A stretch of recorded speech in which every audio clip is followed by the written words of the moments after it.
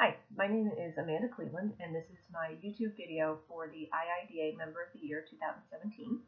You have asked me to answer a couple of questions for you, the first two being what are some positive effects that my volunteer efforts have had on the association, and then also what are some of my most rewarding experiences.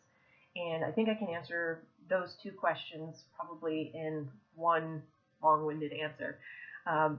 what I have found very rewarding through my volunteer efforts has a lot to do with my mentoring through student programs like the Job Shadow and also the NCIDQ prep course studied for the practicum. And then whether it's related to IIDA or whether it was through local high schools and colleges, is actually meeting with students as early as their junior or senior year of high school and really preparing them for what they should be doing that early in their career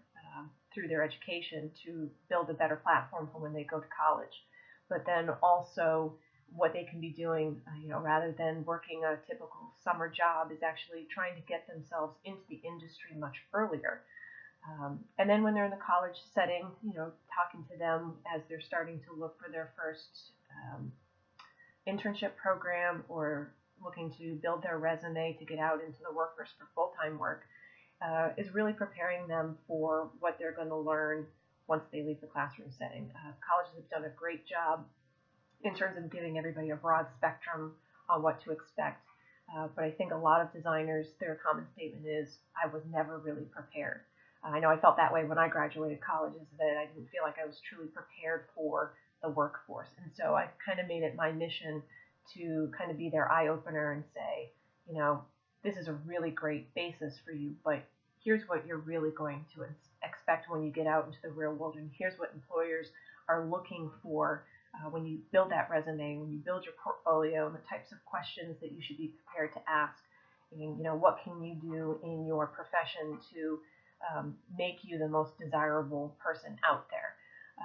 I find that most people walk in very intimidated at first, but by the time they leave after an hour or two, they have more questions that they want to keep asking. And so I've always tried to make myself available to them to help, bring them into the industry. And then again, like I said, through the IIDA prep course, I've had a lot of designers who've come up to me after the fact saying, thank you so much. I felt so much more prepared going into this than before. So if anything, after being able to work with students in that capacity and then also professionals,